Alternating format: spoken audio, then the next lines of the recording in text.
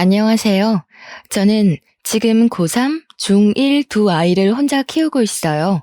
매번 여기 사연을 들으면서 같이 화도 내고 답답해 하기도 하고 응원도 하고 그랬는데 오늘은 제가 여러분께 위로도 듣고 조언을 듣고 싶어서 이렇게 사연을 보내요. 저는 남편과 2년 전에 이혼했어요. 처음에 이혼을 결심할 때는 정말 막막하고 잘 살 수 있을까 하는 걱정이 많았어요. 사실 여자 혼자 두 아이를 키운다는 건 쉬운 일이 아니잖아요. 하지만 아이들의 적극적인 지지와 도움 덕분에 이혼을 결심하고 지금은 우리 세 명이 똘똘 뭉쳐서 전보다 더 행복하게 살고 있어요. 이혼이라는 것이 좋은 이야기는 아니지만 그래도 용기를 내어 저의 이혼 이야기를 한번 해볼까 해요. 저와 남편은 결혼하고 나서 원래 살던 곳이 아닌 다른 지역으로 이사를 하고 바로 아이를 가졌어요. 아이가 태어난 후 친정이나 시댁이 다 멀어서 도움을 받을 수 없던 상황인지라 저는 집에서 아이를 돌보게 되었고 남편은 기존에 다니던 회사를 거리상의 문제로 관두고 제 친척 오빠가 운영하는 신발 가게에서 일하게 되었어요. 친척 오빠는 제게는 친절하고 재밌는 사람이었지만 일할 때는 아주 엄하고 예민한 사람이었어요. 그래도 남편에게는 알게 모르게 보너스를 많이 챙겨주기도 하고 아이가 갑자기 많이 아프거나 급한 일이 생기면 편의를 많이 봐주기도 했어요. 그러나 남편은 친척 오빠의 운영 방식에 불만이 많았어요. 하지만 둘째 아들이 아직 어리고 앞으로 애들 앞으로 나갈 돈이 한창이니 어쩔 수 없이 참고 꽤 오랫동안 일하다가 도무지 힘들어서 못 해먹겠다며 친척 오빠와 한바탕 크게 싸우고 관두었어요. 그 후 남편은 자신의 친척이 운영하는 공장의 공장장으로 들어가야겠으니 당시 살고 있던 서울에서 경기도로 이사를 하자고 하더라고요. 그 당시 큰딸이 중3이었고 둘째 아들은 초등학교 4학년이었어요. 멀리 이사를 하다 보니 아이들도 전학을 가야만 했는데 저는 큰딸이 걱정되더라고요. 사실 큰딸이 조금 소심하고 조용조용한 성격이거든요. 그래서 친구도 두루두루 사귀지 못하고 한 친구만 깊게 사귀는 편이에요. 이런 성격의 아이가 이미 무리가 다 지어질 대로 지어졌을 중3 때 전학을 가면 과연 잘 적응할 수 있을지 걱정이 되더라고요. 그래서 남편에게 차라리 1년만 더 있다가 큰딸의 고등학교 입학과 동시에 이사를 하자고 했어요. 그런데 친척의 공장에서는 지금 사람이 없으니 남편에게 빨리 오라고 했었나 봐요. 그래서 어쩔 수 없이 남편은 경기도 친척의 집에서 살고 저와 아이들은 서울에서 살다가 1년 뒤에 경기도로 이사하기로 했어요. 그런데 남편이 경기도의 친척 집에서 출퇴근한 지 일주일이 지나자 눈치 보인다고 차라리 빨리 이사를 오라고 하는 거예요. 그때가 4월이었어요. 이제 학교에서는 단짝이 생기고 노는 무리가 형성되었을 시기인데 전학을 가자니 아이들이 너무 걱정되었어요. 요새 뉴스에서 보면 학교 폭력도 이전과는 다르게 아주 심각하잖아요. 안 그래도 마음이 여린 큰딸이 혹시라도 나쁜 아이들의 표적이 되어 왕따라도 당하게 되면 어쩌나요? 그래서 아직은 아이들 때문에 지금 당장 이사는 안 될 것 같고 차라리 거기 근처에 원룸을 구해서 살라고 했어요. 그랬더니 자기 혼자는 못 살 것 같고 다달이 쓸데없는 돈을 쓰는 것이 아깝다며 일단 빨리 이사하자고 하더라고요. 하도 독촉을 하길래 어쩔 수 없이 남편이 다니는 공장 근처로 집을 알아보는데 교통편 좋고 학교도 가까운 곳에 마땅한 집이 없었어요. 그렇게 또 한 달 정도가 흘러가자 남편은 제게 나는 친척집에서 눈치 보며 사는데 왜 이렇게 집을 못 구하냐며 화를 냈죠. 그러더니 저에게 말도 없이 혼자 대출을 받고 집을 계약하고 와서는 8월에 이사하는 거로 끝냈다고 통보를 하더라고요. 저는 아무리 그래도 우리가 부부인데 제게 말도 없이 혼자서 결정한 것에 너무 화가 났어요. 일단 집을 구했다고는 하니 어떤지 확인을 해보려고 갔는데 신축 빌라라 깔끔은 하지만 앞뒤로 다 빌라 짓는다고 공사 중이고 학교도 엄청 멀었어요. 그리고 너무 외져서 여기서 정말 사람 하나 납치당해도 아무도 모르겠더라고요. 대형마트도 엄청 멀어서 가려면 버스를 타고 가야만 했어요. 저는 왜 이런 곳에 상의도 없이 대출까지 받아서 집을 구했냐고 뭐라고 했지만 남편은 제 말은 듣지도 않았고 자기는 눈치를 보면서 살고 있다며 내 생각은 어떻게 하나도 하지 않냐고 자기 입장만 구구절절 얘기하더라고요. 저는 어차피 집에 있으니 그렇다 치고 아이들의 입장은 하나도 생각하지 않은 채 자신이 힘든 것만 얘기하는데 정말 어쩜 사람이 이렇게 이기적일 수도 있나 싶더라고요. 앞뒤가 꽉 막힌 남편과 대화라는 것을 시도하자니 정말 벽에다 대고 말을 하는 것 같아 저도 그냥 말하다 말고 지쳐서 집으로 혼자 돌아왔어요. 그 뒤로 저는 서울에서 혼자 아이들을 돌보며 이사 준비를 했네요. 그렇게 시간이 흘러 8월이 되어 저와 아이들은 원치 않는 이사를 하고 짐도 어느 정도 정리하며 아이들의 전학까지 완료했어요. 그런데 서울은 고등학교가 평준화되어 입학할 때 추첨으로 입학하지만 저희가 이사한 경기도는 비평준화 지역이어서 중학교 3학년 겨울에 연합고사라는 시험을 봐서 고등학교에 입학하더라고요. 만약 연합고사를 제대로 보지 못하면 다른 지역 고등학교에 가야 했어요. 그런데 평소에는 연합고사를 잘 보지 못해도 다들 충분히 갈 수 있었지만 우리가 이사 올 당시 이 지역 중3 학생 수가 고등학교 입학 정원보다 많아 필수적으로 300명 정도는 다른 지역으로 가야만 했어요. 즉, 다른 연도와는 다르게 이번에는 연합고사를 형식적으로가 아닌 정말 제대로 잘 봐야지 원하는 고등학교에 갈 수 있는 상황이었죠. 이러한 상황에서 다른 학생들은 3월부터 준비를 해왔던 연합고사를 큰딸은 9월부터 준비를 해야 했어요. 남들보다 늦게 시작했기에 친구들을 따라잡으려면 매일 밤 늦게까지 공부를 해야만 했죠. 학교 적응하기도 힘든 와중에 학업 스트레스를 받는 큰딸을 보니까 자기만 생각하는 이기적인 남편이 정말 원망스럽더라고요. 남편이 1년만 원룸 구해서 살았으면 아이가 저렇게까지 스트레스 안 받아도 됐을 거잖아요. 이제 고작 16살밖에 되지 않은 저 체구도 작은 아이가 극심한 학업 스트레스로 잠도 못 자고 위장병까지 와서 밥도 제대로 먹지 못했어요. 저는 안쓰러워 죽겠는데 남편은 그런 딸을 위로해주지는 못할 망정 왜 그리 약해 빠졌냐고 뭐라고만 하더라고요. 보는 제가 정말 다 섭섭하고 화가 났죠. 한 번은 남편에게 여기로 이사만 오지 않았어도 큰딸이 저렇게까지 고생을 안 했을 것이라고 말했더니 남편은 그럼 나는 1년간 친척 집에서 눈치 보며 살아야 하는데 그런 건 생각하지 않냐고 제게 뭐라고 하더라고요. 남의 자식도 아니고 자기 자식이 저렇게 고생을 하는 것을 보고도 여전히 자기만 생각하는 남편을 보니 정말 저런 것도 아빠인가 싶더라고요. 그래도 어쩌겠나요. 이미 이사는 왔고 아이는 이제 서울 중학생이 아닌 경기도 중학생인 것을요. 정말 많은 걱정을 했지만 큰딸이 제 생각보다 내면이 강한 아이였는지 학교에서도 절친이 생기며 적응을 완벽하게 잘했고 이어지는 중간고사에서도 전교 10등 안에 들었어요. 그 후에도 학교 생활을 무난하게 했습니다. 연합고사도 짧은 시간 준비했음에도 좋은 성적이 나와 집 근처에 원하는 고등학교로 입학할 수 있었어요. 둘째 아들도 성격 좋은 활발한 아이라 진작에 학교에 잘 적응하여 친구들도 잘 사귀고 선생님께도 귀염받고 잘 다녔네요. 이렇게 아이들에 대한 걱정이 한시름 놓이니 우리 집 가정 형편이 걱정되었어요.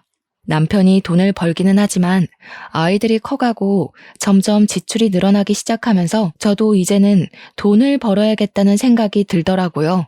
그런데 지인들이 없는 이곳에서 오랫동안 경력이 단절된 저를 써주는 곳은 아무 곳에도 없었어요. 한 달간 정말 많은 곳에 이력서를 넣은 결과 일식집에서 근무할 수 있냐고 연락이 왔죠. 오후 5시부터 새벽 3시까지 홀서빙을 하는 일이었는데 급여도 나쁘지 않았고 가게도 깔끔하고 사장님과 직원분들도 다 좋아 보였어요.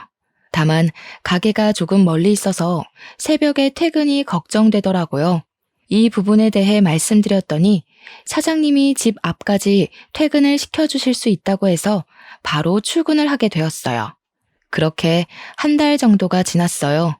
처음으로 새벽까지 일하니 몸이 고되기는 했지만 그래도 적지 않게 돈을 벌고 사람들도 다들 잘해주니 좋았어요. 그런데 제가 일을 하기 시작한 후로 남편이 아예 생활비를 주지 않더라고요. 수도세나 전기세 같은 공과금은 제 월급으로 나간다고 해도 적어도 아이들 교복비, 학비와 같은 양육비는 줄 법도 한데 이조차도 전혀 주지를 않았어요. 제가 생활비나 아이들 학원비를 내야 하니 돈을 좀 보내달라고 하면 남편은 너도 돈을 버는데 내가 왜 줘야 하냐고 하더라고요. 저도 돈을 벌기는 하지만 솔직히 그 돈이 많은 돈도 아니었고 아이들 학비나 용돈, 공과금을 내고 나면 저도 오히려 돈이 부족한 상황이었어요. 그나마 결혼하면서 친정엄마가 주신 비상금이 있어 망정이지 그 돈도 없었으면 저는 돈이 한 푼도 없는 상황이었죠. 그래서 제 월급 명세를 보여주며 공과금에 아이들 학원비, 학교 준비물을 사면 생활비나 반찬값이 한 푼도 없다고 했어요. 그래도 남편은 절약하고 줄이라고 하면서 절대 돈을 주지 않더라고요. 제가 뭐 그 돈으로 사치하겠다는 것도 아니고 커가는 아이들 먹이고 입히는 것에 쓰겠다는데 그조차도 용납하지 못하고 돈을 하나도 주지 않는 것이 정말 더럽고 치사하더라고요. 남편이 이런 식으로 나오니 저는 새벽까지 하는 일이 힘들어도 일을 관둘 수가 없었어요. 그러던 어느 날이었어요. 큰딸이 야간 자율학습을 마치고 밤 10시에 집에 오는데 집 근처에서 동네 깡패들을 만났다고 했어요. 다행히 큰딸이 잽싸게 뛰어와서 큰일은 없었지만 딸아이가 그런 일을 겪었다는 것이 너무 속상하더라고요. 제가 그 시간에 집에 있으면 당연히 학교 앞으로 나가겠지만 저는 그 시간에 가게에 있어야 하는 상황인지라 남편에게 어제의 일을 이야기하며 밤 10시에 아이를 데리고 오라고 부탁했어요. 남편은 고1이면 다 컸는데 무슨 데리러 가냐며 오히려 저한테 과잉보호한다며 뭐라고 하더라고요. 저는 그런 남편이 도무지 이해가 되지 않았어요. 제가 뭐 매일 데리러 가라는 것도 아니고 집이 외지고 근처에 사는 친구가 하나도 없는 상황에서 딸이 깡패를 만났다는데 부모라면 당연히 아이를 지켜야 하는 것 아닌가요? 저는 남편에게 제가 일을 하고 있어서 나가지 못하니 꼭 그날은 아이를 데리고 오라고 신신당부를 했죠. 남편은 시큰둥하게 알았다고 대답하더라고요. 다음날 큰딸에게 물어보니 역시나 남편은 아이를 데리러 나가지 않았고 집에서 TV를 보고 있었다고 하더라고요. 차라리 잠이 들었으면 그러려니 하겠지만 TV를 보고 있었다면 충분히 나갈 수도 있는 상황이었는데 자신이 귀찮아서 나가지 않았다는 것이잖아요. 아이가 깡패들한테 맞을 수도 있는 상황에서도 철저히 자기 자신만 생각하는 남편의 모습이 너무 실망스럽고 화가 나더라고요. 이렇게 자기 자신만 생각하며 살 거면 그냥 차라리 혼자 살고 아이도 낳지를 말지 결혼은 왜 해서 이렇게 저와 아이들을 괴롭게 만드나 하는 생각이 들었어요. 그로부터 며칠 뒤 아들의 생일이었어요. 저는 새벽에 퇴근하자마자 미역국을 끓이고 아침에 일어난 아들에게 축하한다고 이야기해 주었는데 남편은 축하한다는 말 한마디 없이 그냥 밥만 먹고 있더라고요. 아들이 남편에게 나 생일인데 선물이나 용돈 없냐고 물으니 남편은 정색하며 무슨 용돈이냐고 밥이나 먹으라고 하더라고요. 아들은 그런 남편의 모습을 보고 크게 실망한 표정을 지었어요. 잠시 뒤 아들은 펑펑 울면서 다른 아빠들은 아들이 생일이라고 하면 생일 선물도 사주고 그 주 주말에는 같이 놀러 가기도 하는데 우리 아빠는 놀러 가기는커녕 용돈도 안 준다고 나를 아들로 생각이나 하냐 하더라고요. 그런 아들의 울음에도 남편은 기어이 생일 축하한다는 말 한마디 없이 그냥 출근했어요. 저는 솔직히 그날은 남편이 케이크라도 들고 퇴근을 할 줄 알았지만 남편은 빈손으로 퇴근을 했더라고요. 그 뒤로 아들과 남편의 사이는 급속도로 멀어졌네요. 남편이 아이들에게 하는 모습을 보면 정말 당장이라도 이혼을 해버리고 싶었어요. 하지만 아이들이 엄마랑만 사는 것보다는 아빠와 함께 사는 것이 더 좋다고 생각되어 남편의 이기적인 행동을 보면서도 바보같이 참고만 살았어요. 그러다가 연말이 되었어요.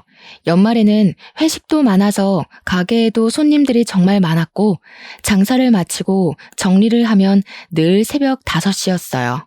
그래도 사장님이 가게에서 우리 집에 먼데도 여전히 매번 퇴근할 때 집 앞까지 태워다 주셔서 항상 편하게 퇴근을 할 수 있었죠. 어느 12월의 금요일 밤이었어요. 그날은 송년회나 회식으로 유달리 손님이 많아 정말 힘들었고 장사를 끝내니 새벽 5시였어요. 정말 피곤한 몸을 이끌고 사장님 차를 타고 퇴근을 했는데 남편이 그 시간에 안 자고 거실에 앉아 있더라고요. 왜 안 자고 있냐고 물었더니 남편이 저를 아주 매섭게 노려보며 화를 냈어요. 너 이 시간까지 그놈이랑 같이 있었지? 애들도 있는데 잘하는 짓이다. 무슨 소리야? 나 지금까지 가게에서 일하다 왔어. 거짓말하지 마. 내가 방금 너 그놈 차에서 내리는 거 다 봤어. 그리고 원래 3시에 끝나잖아.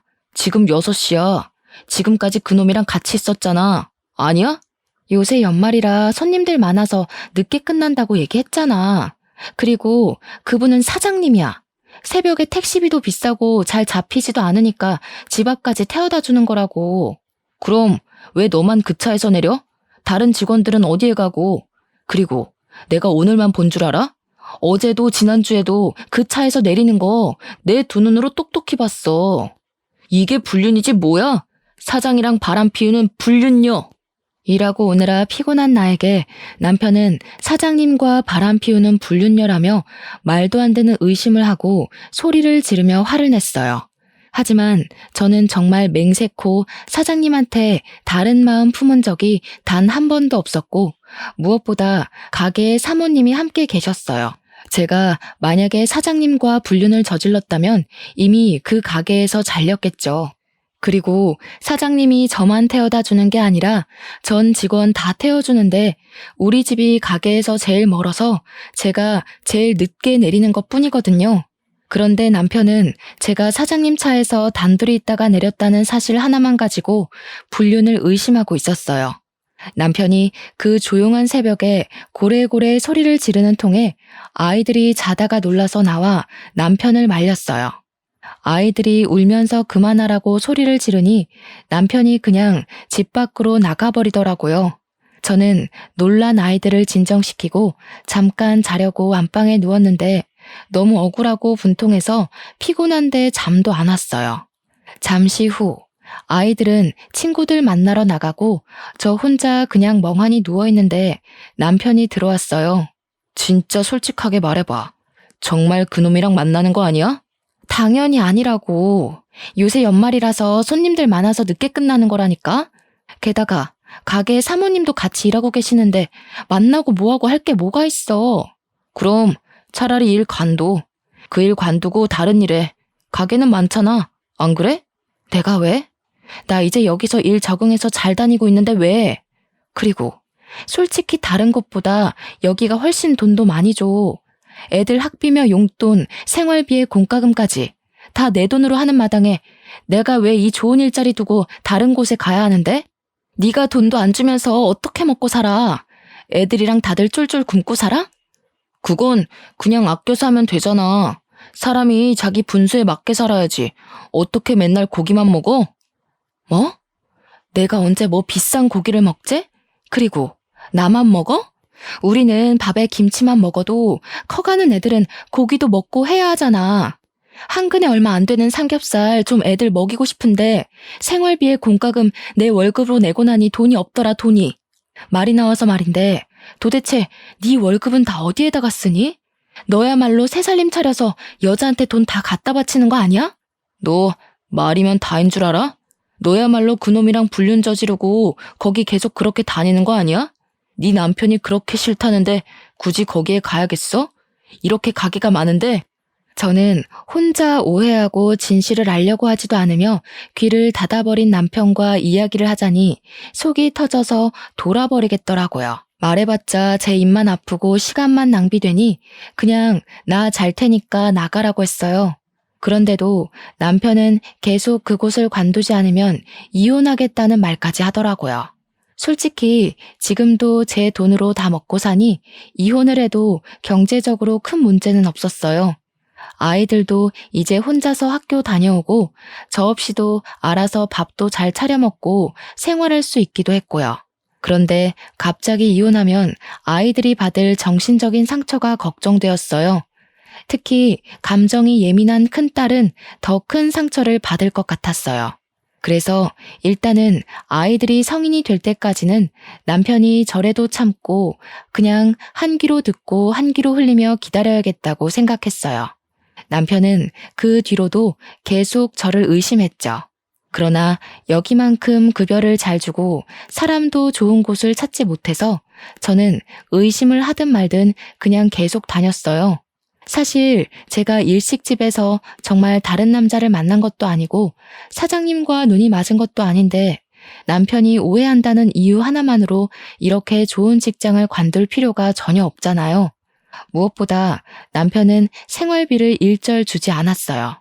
제가 만약에 남편의 말대로 여기보다 급여는 훨씬 적은 곳으로 간다고 해서 생활비를 줄 것 같지도 않았거든요. 어떤 핑계를 대서라도 생활비 한 푼 안 줄 사람이란 것을 알기에 더더욱 관둘 수가 없었어요. 그렇게 매일 싸움으로 지쳐가던 어느 날이었어요. 하루는 일하는데 새벽 2시에 큰딸에게 전화가 왔어요. 아빠가 이 시간에 집에 없다는 거예요. 일단 알겠다고 하고 남편에게 전화했어요. 그런데 받지를 않더라고요. 전화를 끊고 다시 일하려는데 사장님이 저를 부르더니 살 것이 있다고 잠깐 편의점 좀 다녀오라고 하셨어요. 저는 가게에서 나와 편의점으로 향했어요. 편의점을 가려면 큰 신호를 건너 아파트 단지 앞까지 가야 했죠. 아파트 단지 앞으로 걸어가는데 저 멀리 남편과 웬 여자가 팔짱을 끼고 걷더라고요. 저는 남편을 부르려다가 뭔가 이상해서 이게 무슨 상황인지 지켜보기로 했어요. 그 둘은 팔짱을 끼고 아파트 안에까지 들어갔어요. 저는 계속 쫓아가서 몇 동으로 들어가고 몇 층으로 올라가는 집까지 알아냈어요. 그리고 저도 바로 따라 올라갔죠. 엘리베이터를 타고 해당 층에서 내리니 그 층에 2개의 집이 있더라고요. 오른쪽의 집은 아예 불이 꺼져 있었고 왼쪽 집은 불이 켜져 있었어요. 현관에 귀를 살짝 대보니 남편과 여자의 대화 소리가 들리더라고요. 저는 이 집에 남편이 있다고 확신하고 벨을 눌렀죠. 여자가 먼저 누구냐고 묻길래 일부러 말을 안 하고 가만히 있었어요. 제가 조용히 있다가 다시 벨을 누르니 남편이 누군데 이 시간에 벨을 누르냐고 화를 내며 현관문을 열었어요. 그런데 제가 그 앞에 서 있는 모습을 보고 깜짝 놀라더라고요. 네가 왜 여기 있어? 이 집은 어떻게 알고 온 거야? 너야말로 집에 있어야 할 이 시간에 이 집에 저 여자랑 왜 있니? 희진이가 전화 왔더라. 새벽에 잠깐 깼는데 네가 없다고. 아, 이렇게 2집 살림해서 우리 아이들 키울 돈이 없었니? 그래? 그래놓고 나한테 불륜을 저지르니 마느니 방귀 낀 놈이 성낸다더니 딱 그 꼴이네. 여보, 누구야? 누구길래 이렇게 화를 내? 아이 이야기는 또 뭐고? 여보? 지금 상황 보면 모르시겠어요? 이 사람 원래 저랑 결혼해서 애가 2이나 있는 유부남이에요. 뭐 어차피 저는 이 사람 성격에 질려서 이혼하려던 참이었으니까 그쪽이 이 남자를 가지든 말든 알아서 하세요. 서영아, 아니야. 이 사람 옛날에 한번 만났는데 정신이 좀 오락가락해. 허언증도 있고 좀 그래. 이 시간에 이렇게 다니는 거 보면 모르겠어? 그렇게 병원을 가라는데도 가지도 않고 그러네. 그니까 서영이는 상관하지 마. 알았지? 그냥 정신 나간 여자야. 남편은 저를 정신병자 취급하며 정신 나간 여자라고까지 했어요. 지금 생각해보면 딱히 틀린 말은 아니었던 것 같아요. 자기밖에 모르고 제멋대로 상상의 나래를 펼치고 의심하는 사람과 사느라 그때는 정말 저도 제정신으로 버티기가 힘들었거든요. 정말 아이들이 있으니 버티고 참았지 아이들마저 없었으면 이미 저는 정신병원에 갔을지도 모르겠네요. 아무튼 그런 남편의 말을 상간녀는 그 말을 또 곧이곧대로 듣고 저에게 나가라고 하더라고요. 저는 더 화내고 따져 묻고 싶었지만 상간녀와 남편이 나를 밀어내고 문을 닫아버리는 통에 나올 수밖에 없었어요. 아파트 밖으로 나와 다시 정신을 가다듬고 편의점 갔다가 가게에 들어가는데 이 상황이 화가 나는 것이 아니라 오히려 마음이 싹 정리되면서 편안해지더라고요. 그날 홀가분한 마음으로 퇴근하고 집에 오니 새벽 4시였고 남편은 당연히 집에 없었어요. 그때까지 걱정으로 잠을 자지 못하는 큰딸에게 아빠와 연락이 되었는데 잠깐 회사에 일이 생겨서 급하게 나갔다고 했어요. 아무리 못된 남편이라도 아이들에게는 자신을 낳아준 아빠인데 그런 아빠가 다른 여자와 살림을 차렸다는 이야기는 차마 못하겠더라고요. 그리고 큰딸에게 혹시라도 아빠랑 엄마가 이혼하면 어떨 것 같냐고 물어봤어요. 큰딸은 그래도 자기는 엄마 편이라고 하며 이혼하면 오히려 좋다고 하더라고요. 이야기해보니 큰딸은 그동안 남편이 제게 생활비 한 푼도 안 주고 오히려 다른 남자 만난다고 오해했던 것까지 모든 상황을 다 알고 있더라고요. 그러면서 저와 남편이 싸우는 거 보면서 불안하게 사느니 차라리 좀 힘들어도 저와 마음 편하게 사는 게 더 좋다고 말했어요. 그래도 이제 고3인데 부모의 이혼이 신경 쓰이지 않겠냐고 물으니 고3이라서 더 이혼하는 게 좋을 것 같다며 맨날 싸우는 소리 들으면서 불안한 것보다 차라리 이혼하는 편이 덜 신경 쓰일 것 같다고 말했어요. 저와 큰딸의 대화 소리에 둘째 아들도 잠에서 깼어요. 저는 아들이 일어난 김에 아들의 생각도 물어보았어요. 아들도 역시 아빠와 함께 좋은 시간을 보낸 적도 없고 집에 오면 자신들과 함께 있는 것을 귀찮아하고 아빠가 집에 있으면 오히려 더 불안하고 좋지 않다며 이혼하는 것에 찬성한다고 하더라고요. 아이들의 말을 듣고 저는 바로 남편과 이혼을 하기로 마음먹었어요. 사실 저는 이기적이고 아이들조차도 돌보려 하지 않는 남편에게 이미 5만 가지 정이 다 떨어진 상태여서 다른 여자를 만나 무슨 짓을 하든 말든 저는 아무 상관이 없었어요. 항상 이혼하고 싶은 마음은 굴뚝 같았지만 그래도 아이들에게는 이 사람이 아빠인데 이혼한다면 아이들의 마음에 큰 상처를 줄 것 같아 이혼을 못하고 있었거든요. 그런데 남편이 다른 여자를 만나 살림까지 차리는 것을 두 눈으로 확인하고 게다가 아이들도 이혼하는 것에 대해 찬성하는 이 마당에 저는 제가 이혼을 못할 이유는 없다고 생각했어요. 그리고 다음 날 저는 이혼 서류를 준비하고 남편 공장 앞으로 갔어요. 그리고 남편에게 전화를 걸어 잠깐 앞으로 나오라고 했죠. 남편이 나오자 아무 말 없이 이혼 서류를 던져주고 그냥 왔어요. 그리고 집으로 돌아가는데 시어머니한테 전화가 오더라고요. 종태한테 다 들었다. 네가 불륜을 저질렀는데 뭐가 잘한 게 있다고 이혼 서류를 내밀어? 불륜을 저지른 것이 자랑이야?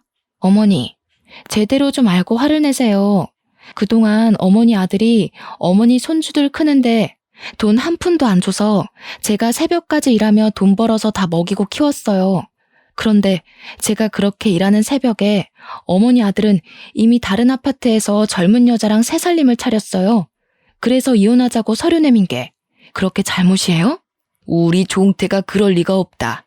종태가 얼마나 책임감 강하고 성실한 아이인데 네가 돈을 헤프게 쓰느라 생활비가 다 떨어졌던 거겠지. 그리고 젊은 여자랑 새 살림이라니 말도 안 된다. 네가 오해한 거겠지. 어머니는 남편의 말만 듣고 무조건 다 제 잘못이라고만 하면서 자기 아들에게 사과하고 같이 살라고만 했어요. 시어머니와의 전화를 끊으니 이번에는 남편의 형, 동생이 돌아가면서 전화해서는 제게 불륜 저질러 놓고 뭐가 그리 당당하냐고 뭐라고 했어요. 게다가 남편 회사의 사장님인 친척 형까지 저한테 전화해서 남편이 돈 벌어다 주면 알뜰살뜰하게 집에서 살림이나 잘할 것이지 돈도 헤프게 쓰고 다른 남자까지 만나냐며 뭐라고 하더라고요.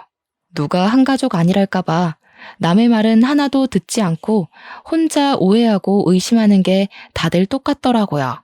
저는 너무 화가 나서 견딜 수가 없었어요. 이 사람들에게 남편의 잘못을 확실히 알려주기로 했어요. 남편이 잘못해서 이혼하는 마당에 꼭 내가 잘못해서 이혼한 것처럼 있기는 억울하잖아요. 일단 가게에는 죄송하지만 급하게 집안일이 생겨 일주일만 쉬겠다고 양해를 구했어요. 그리고 남편이 퇴근할 시간에 맞춰 상간녀가 사는 아파트 앞으로 갔죠. 얼마 지나지 않아 남편이 나타났어요. 제가 이혼하자고 하니 이제는 아주 당당히 제 집 가듯이 들어가더라고요. 저는 기회를 놓치지 않고 아파트에 들어가는 사진을 찍었어요. 또 사진 찍을 것이 있을까 싶어 기다리는데 마침 둘이 팔짱 끼고 다정하게 나오더라고요. 몰래 쫓아가니 세상 다정한 부부처럼 장을 보고 있더라고요.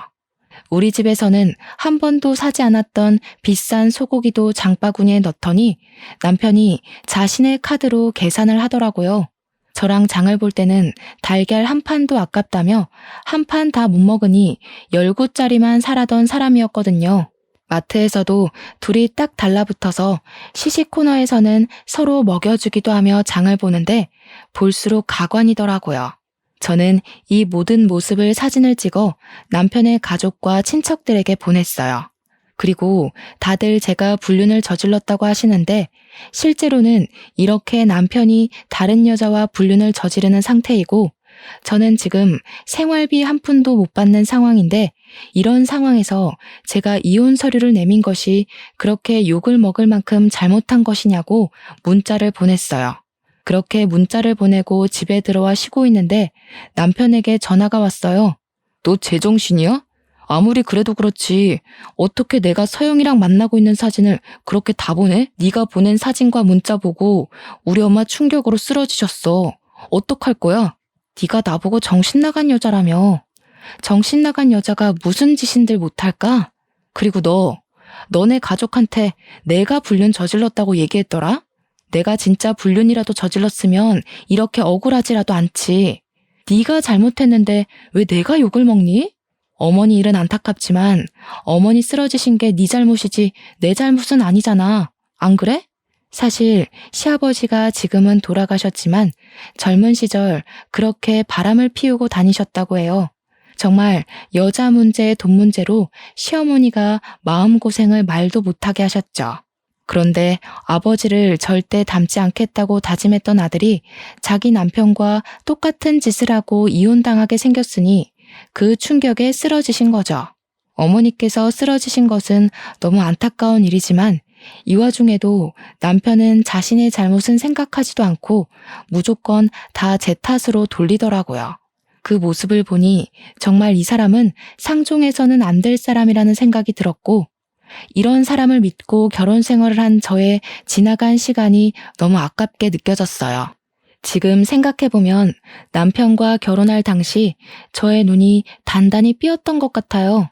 그리고 다음날 시어머니가 눈을 뜨지 못하고 돌아가셨다는 소식을 들었어요. 저는 남편의 얼굴이 보기 싫어 장례식장에도 가기 싫었지만 그래도 평소에는 시어머니가 잘해주시기도 했고 마지막 길을 가시는데 찾아가지 않는 것도 예의는 아닌 것 같아 어쩔 수 없이 장례식장으로 향했어요. 그래서 장례식장 안으로 들어섰더니 어디선가 싸우는 소리가 들리더라고요. 그런데 목소리가 뭔가 익숙해서 싸우는 소리를 따라가 보니까 남편이 자신의 가족, 친척들과 어머니의 영정사진 앞에서 크게 다투고 있었어요. 가만히 들어보니 제가 어제 보낸 사진과 문자에 관한 내용을 가지고 다투고 있더라고요. 남편의 가족들과 친척들은 문자의 내용을 남편에게 보여주며 아버지가 어머니를 얼마나 힘들게 했는데 그 모습을 보고 자란 네가 어떻게 그럴 수 있냐고 다들 남편에게 한 소리를 하고 있었어요. 그 사이에서 남편은 아니라고 다들 오해하고 있다고 해명을 하고 있었죠. 그러다가 제가 장례식장 안으로 들어서니 남편이 저를 보고 화를 버럭 내며 오더라고요. 네가 여기에 왜 와? 다른 사람들한테는 다 보내도 우리 엄마한테는 보내지 말았어야지. 네가 우리 엄마를 죽인 거야. 네가. 불륜이나 저지른 주제에 잘도 돌아다닌다. 그놈의 불륜. 막말로 내가 사장님이랑 불륜을 저질렀던 증거라도 있어? 내가 사장님 집에 단둘이 들어갔다거나 손이라도 잡았거나 팔짱이라도 낀 증거라도 있냐고. 자기는 서영이라는 년이랑 팔짱도 끼고 살림도 차리고 할 것 다 했으면서 너야말로 불륜을 저질러 놓고 뭘 잘했다고 행패야? 저는 어지간하면 싸우지 않으려고 했지만 아직도 자신의 잘못을 인정하지 못하고 뻔뻔하게 구는 남편의 모습에 화가 나 결국 어머니의 영정사진 앞에서 크게 화를 냈어요. 저와 남편의 말다툼이 점점 심해지자 모든 친척이 와서 말렸어요. 저도 어머니께서 돌아가신 마당에 이렇게 싸우는 것은 아닌 것 같아서 그만하고 어머니께 인사만 드리고 바로 돌아왔네요. 그리고 장례가 마친 후 우리는 바로 이혼을 진행했어요.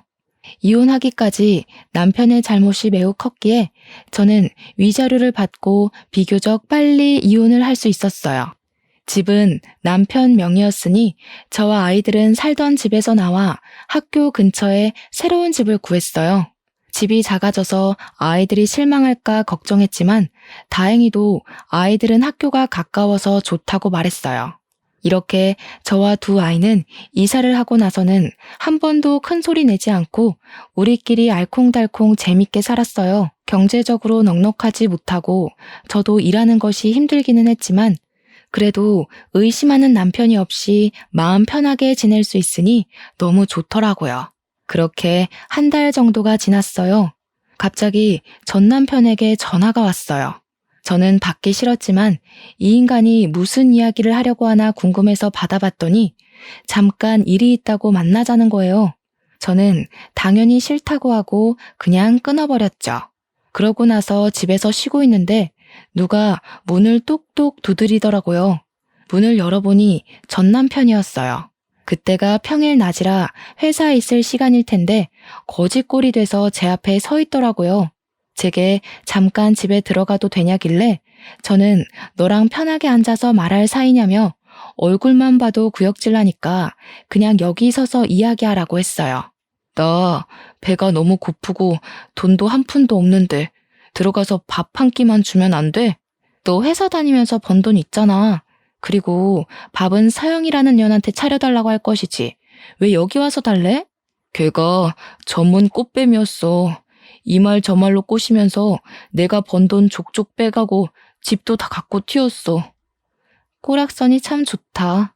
걔 앞에서 내가 정신 나간 여자니 상대하지 말라고 할 때는 언제고 결국에는 그 여자한테 다 빼앗겼니? 그럼 네 잘난 형이랑 동생한테나 가봐.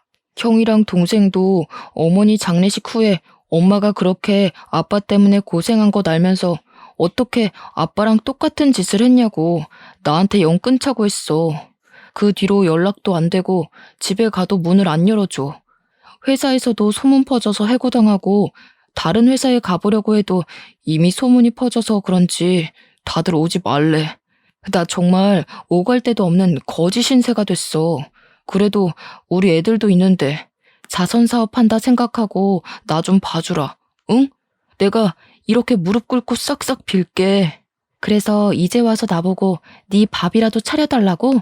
진짜 너 뻔뻔하다. 기억 안 나? 너 내가 일한 뒤로 생활비 부족하다고 말해도 돈 한 푼도 주지 않던 사람이야. 그런데 그럼 너한테 내가 왜 밥을 차려줘야 하니?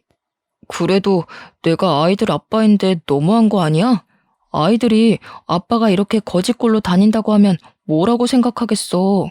그렇게 아이들 생각한다는 사람이 야자 끝나고 오는 길에 깡패 만날 것 같아서 데리러 가라니까 TV나 보고 있었냐? 애들 생일은 알아? 네가 애들 생일에 미역국 끓이고 케이크라도 사준 적 있어?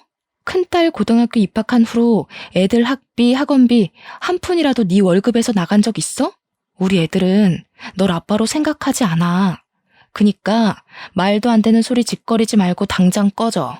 지금 안 가면 경찰 부를 거야. 전 남편은 저의 단호한 이야기에도 나가지 않고 계속 무릎 꿇고 빌고 울길래 저는 경찰을 불러서 쫓아내버렸어요. 나가면서도 그래도 한때는 아이들 아빠인데 어떻게 이렇게 매정하냐며 뭐라고 하더라고요. 매정한 게 누군데 저에게 뭐라고 하니 참 기가 막히더라고요. 역시 전 남편은 여전히 자기만 아는 철저히 이기적인 사람이었어요. 그 후에는 아이들 학교 시간에 맞춰서 학교 앞으로 가서 아이들에게 접근해서 아빠 행세를 하려 했지만 솔직히 아이들이 한창 뛰어놀고 싶을 때 놀이동산이나 동물원은 고사하고 집 앞 공원조차도 한번 데려가지 않고 용돈도 한번 안 준 아빠가 아이들이라고 좋겠어요? 아이들도 그런 아빠를 무시하고 매몰차게 거절했다고 해요. 그런 아이들에게 그래도 아빠인데 혹시라도 아빠와 함께 시간을 보내고 싶다면 제 눈치 보지 말고 언제든지 가도 좋다고 했어요. 그랬더니 아이들은 질색하며 그런 아빠와 같이 있느니 차라리 아빠 없이 사는 게 더 낫다고 하더라고요. 그 말을 듣는데 아이들의 마음이 이해가 되기도 하면서 가엾더라고요. 아빠가 있긴 하지만 아빠의 역할을 전혀 하지 않아 차라리 없는 것이 더 낫다고 말하는 아이들의 마음이 어떨까 하는 생각에 너무 짠하고 안쓰러웠어요. 그래도 아이들에게는 아무리 나쁜 아빠여도 아빠는 아빠라고 말하며 너무 아빠를 미워만 하지 말라고 타일렀네요. 그 뒤로는 전 남편은 이제 제게 연락을 하거나 아이들 앞에 나타나지 않았어요. 저도 굳이 알고 싶지도 않고 아이들도 이제는 아빠의 존재를 잊고 살아가고 있네요. 사연을 쓰면서 생각났는데 처음에 제가 전 남편과 결혼한다고 했을 때 친정엄마가 너무 이기적이고 자기 자신만 생각한다며 그렇게 반대를 하셨거든요.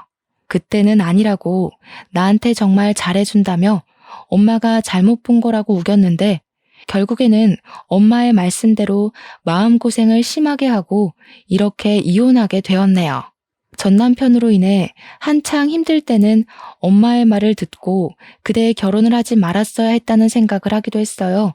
하지만 한편으로는 전 남편과 결혼해서 누구보다도 야무지고 속이 꽉 찬 두 아이를 만났으니 그래도 결혼을 통해 제 인생의 가장 큰 보물을 얻었다는 생각도 드네요. 비록 이혼이라는 과정을 통해 아이들에게 본의 아니게 상처를 주긴 했지만 그 상처를 보듬어주고 아이들 아빠 몫까지 최선을 다해 사랑해주며 감사한 마음으로 살아가려고요. 부디 저의 딸은 저와 같은 상황들을 겪지 않고 마음 잘 맞고 이야기 잘 들어주는 좋은 남편 만나 평생 행복하게 살면 좋겠네요. 마지막으로 한창 부모의 사랑이 필요할 시기에 사랑은커녕 부모가 싸우는 것만 보았지만 그래도 사고 한번 치지 않고 잘 자라고 있는 우리 아이들에게 진심으로 고맙고 사랑한다는 말을 전하고 싶네요. 이제 나이가 들어 새벽까지 일하기가 쉽지는 않지만 그래도 힘을 내보렵니다. 저는 두 아이의 엄마니까요. 지금까지 저의 사연을 들어주셔서 감사합니다.